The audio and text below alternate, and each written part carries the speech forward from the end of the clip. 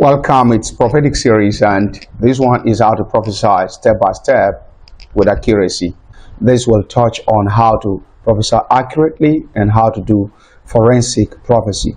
I'm going to be touching three steps or major steps that serve as landmark to detailing prophecies step by step, so that you are able to come back with the most astonishing results with respect to prophesying.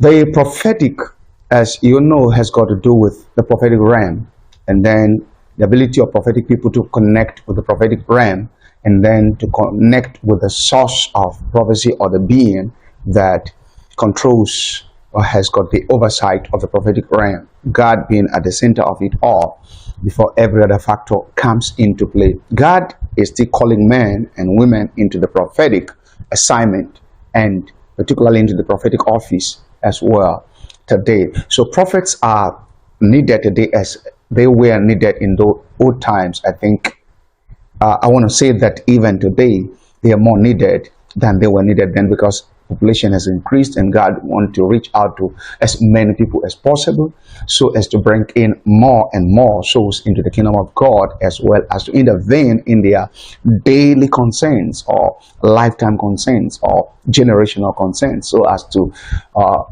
establish or pave way for the fulfillment of his own plan for mankind in any age.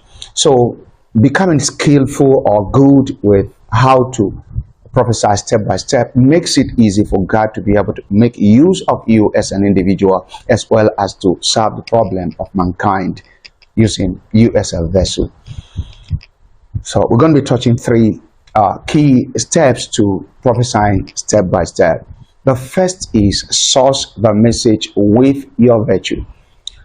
When it comes to sourcing the prophetic message or the prophecy, prophets, apostles, prophetic people source their message, engaging the virtue that they have.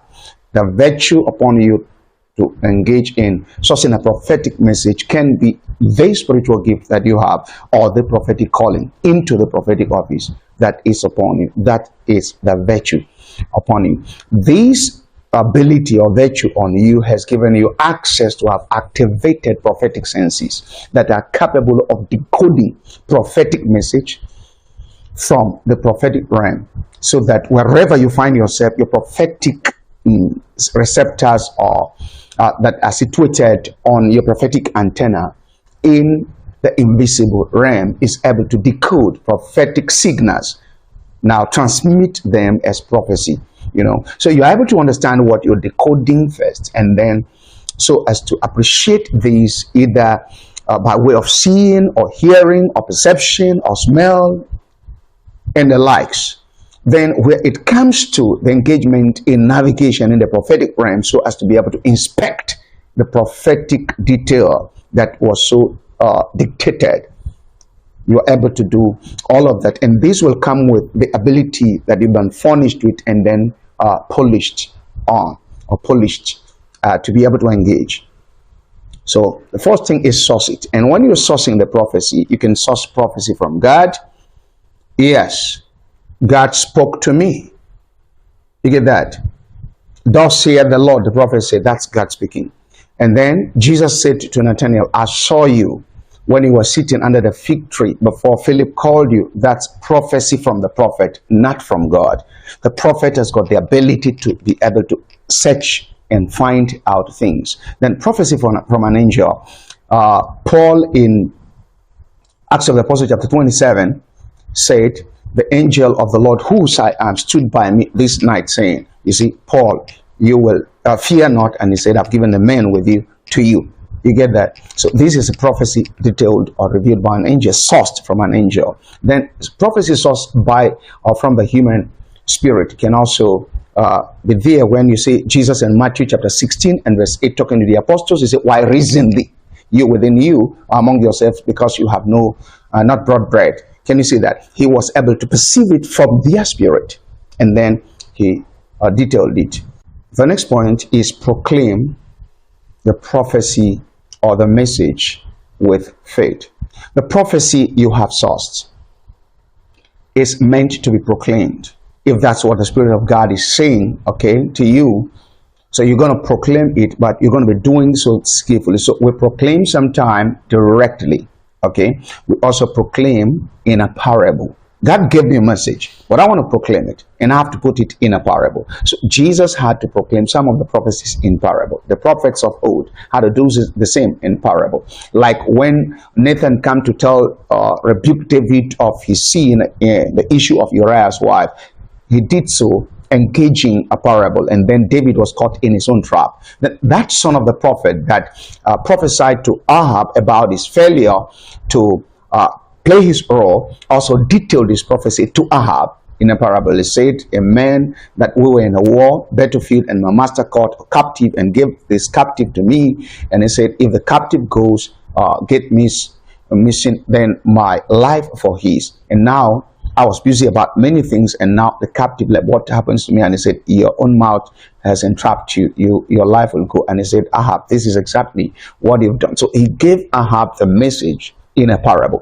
So we proclaim with skill with parable. There are some prophets that we proclaim with parable, because if you proclaim straight away, you may be killed. So you put it in a parable as a capsule and drop it for those who have ears to hear and eyes, heart to understand, to be able to know exactly what the Spirit of God is giving to you to give to His people.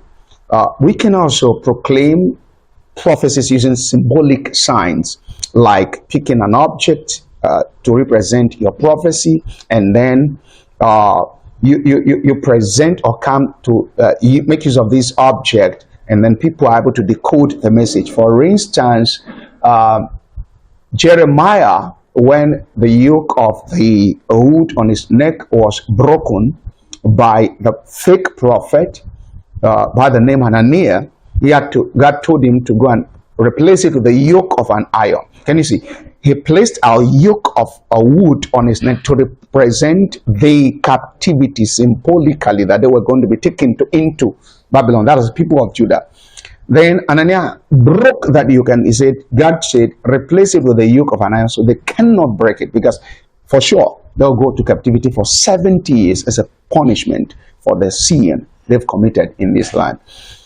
So there are symbolic proclamation of the prophetic. This will have to do with wit, it will have to do with intuition, it will have to do with wisdom, it will have to do with prudence, it will have to do with prowess, as you detail prophecy that the Spirit of the Lord gives you. So it's not everything God gives you, you just go ahead and pour. No, it's beyond that in the prophetic. Let's move to our last point, and I want to do some kind of analysis here. The last point, which is point number 3, is execute the prophecy with power. We have sourced the prophecy with our virtue. We have proclaimed the prophecy with our skill. We have to execute the prophecy with power. So execution will have to do with what the prophecy suggests, what actions the prophecy suggests that you as a prophetic person, or a prophet, or an apostle, or whoever you are in the vineyard prophesying, is meant to do to bring about the desired result as per that prophecy or prophetic revelation or a word from God that is meant for that day. So it can be prophecy about somebody who is sick, and then execution will be healing. It can be prophecy about somebody who needs deliverance, possessed of particular kind of evil spirits. Let's say the demon of seduction, and that will need deliverance. It can be prophecy about somebody who needs financial help, and the execution of that prophecy will mean that I dip my hand into my pocket and bless the person with finance or money. It can be prophecy that has to do with impartation, and then the execution of that prophecy will mean that I'll lay my hand and do an impartation, maybe for this person to be able to prophesy or receive the power to contest in politics and win election or the likes. So execution of the prophecy of any prophecy has got to do with the expenditure or dispensing of power. So there has to be a power in you first before you can dispense the same. So what you don't have, you can give. Peter said, silver and gold I do not have, but such as I have, I give unto you. In the name of Jesus Christ of Nazareth, rise to your feet and walk. So you see, after I have prophesied, I'm going to think about or be able to crack in the realm of the Spirit. How am I going to execute the prophecy. I'm a prophesy that you're going to be a great prophet in the future, but I'm going to execute that prophecy. Executing the prophecy may mean that I've been given a prayer point to go and pray about you. And I'm going to take my time to pray about you. Let's come to remember Elijah upon Mount Carmel. He declared that it's going to rain today. Ahab, now go to Jezreel, enjoy yourself. It's going to rain today. But a prophet had to go up the mountain.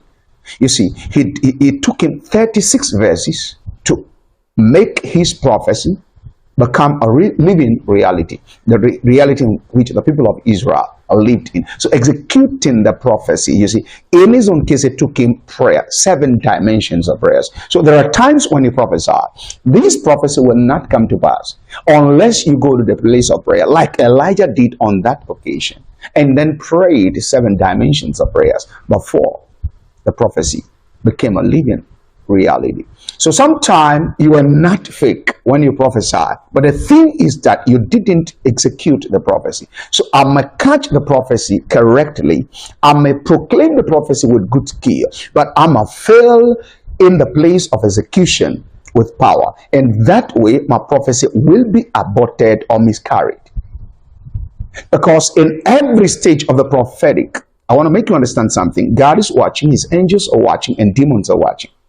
So there are factors that are capable of interfering with the fulfillment, materialization of the prophecy. So execution has to be a sole issue of power. So you must engage the consent of power. So the spellouts I just did here are outline of the job. The depth is required. Each of them is in a volume.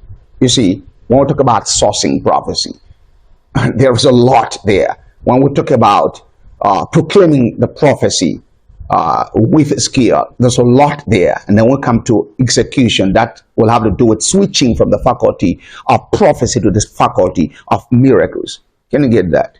And sometimes execution may mean switching from the faculty of prophecy to the faculty of teaching. So engaging sometime either an apostolic mantle, pastoral mantle, or a prophetic mantle, you must be conversant with which mantle you've got and how to make use of that mantle to execute prophecy.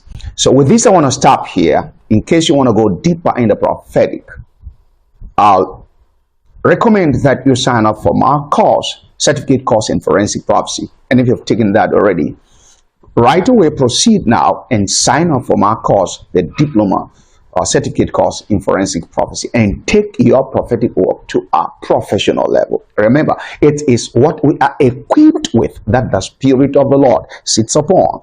It's the knowledge that we have, the bank of knowledge, deposit that we have, that the Spirit of the Lord comes to empower and then make use of us to achieve the goal of God in heaven.